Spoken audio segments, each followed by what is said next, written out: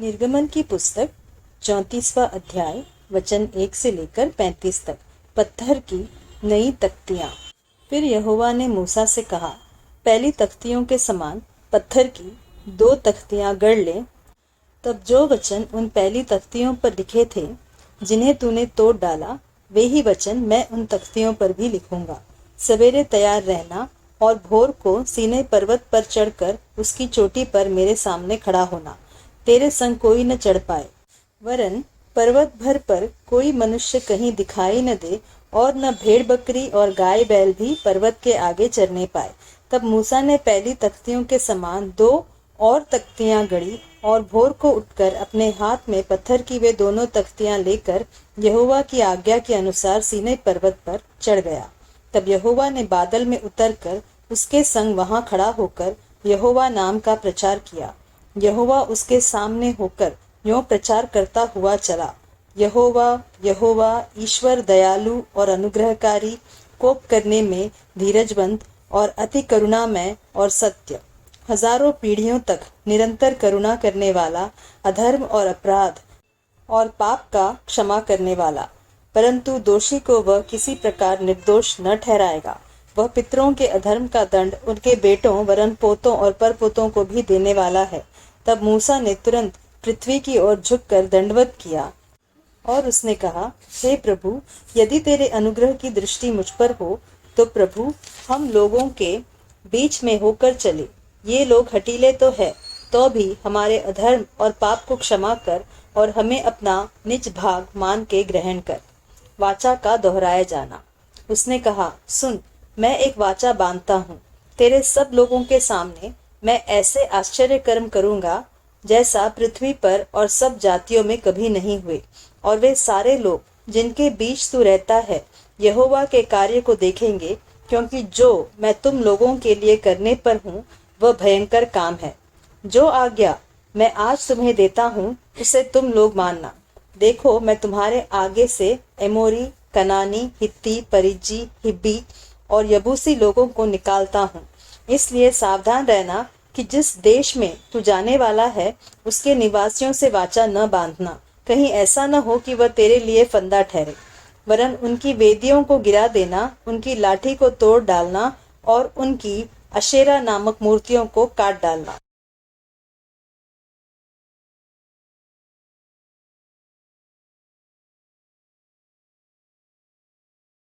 वह जल उठने वाला परमेश्वर है।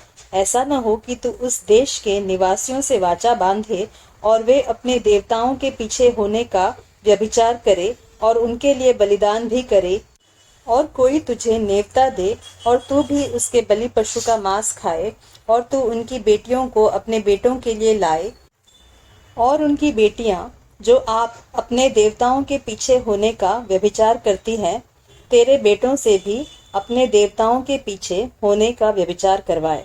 तुम देवताओं की मूर्तियां ढालकर न बना लेना।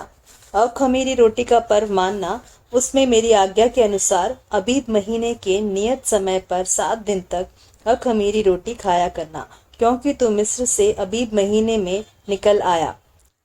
हर एक पहलौठा मेरा है, और क्या बछड़ा क्या मेमना तेरे पशुओं में से जो नर पहलौठे हों वे सब मेरे ही हैं। गदही के पहलौठे के बदले मेमना देकर उसको छुड़ाना। यदि तू उसे छुड़ाना न चाहे तो उसकी गर्दन तोड़ देना, परंतु अपने सब पहलौठे बेटों को बदला देकर छुड़ाना। मुझे कोई छूछे हाथ अपना मुंह न दिखाए। 6 दिन तो परिश्रम करना, परंतु 7वें दिन विश्राम करना। वरन हल जोतने और लवने के समय में भी विश्राम करना। और तू सप्ताहों का पर्व मानना, जो पहले लवे हुए गेहूं का पर्व कहलाता है, और वर्ष के अंत में बटोरन का भी पर्व मानना। वर्ष में 3 बार तेरे सब पुरुष इस्राएल के परमेश्वर प्रभु यहोवा को अपना मुंह दिखाए, क्योंकि मैं अन्य जातियों को तेरे आगे से निकाल कर तेरी सीमाओं को बढ़ाऊंगा।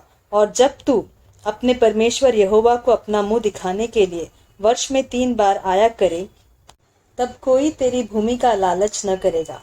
मेरे बलिदान के लहू को खमीर सहित न चढ़ाना, और न फसह के पर्व के बलिदान में से कुछ सवेरे तक रहने देना। अपनी भूमि की पहली उपज का पहला भाग अपने परमेश्वर यहोवा के भवन में ले आना। बकरी के बच्चे को उसकी माँ के दूध में न पकाना।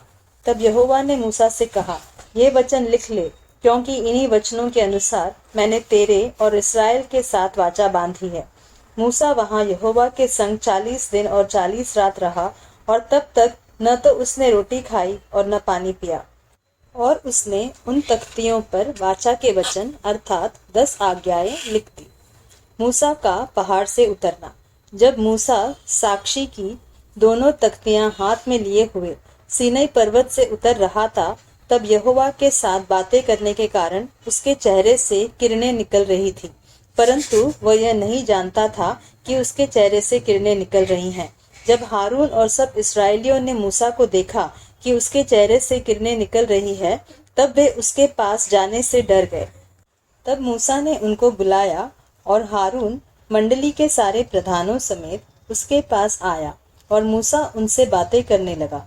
इसके बाद सब इस्राएली पास आए, और जितनी आज्ञाएं यहोवा ने सीनै पर्वत पर उसके साथ बात करने के समय दी थी, वे सब उसने उन्हें बताई।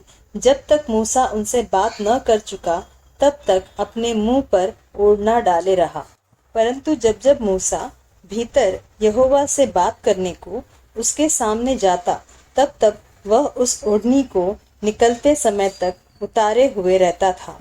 फिर बाहर आकर जो जो आज्ञा उसे मिलती उन्हें इस्राएलियों से कह देता था।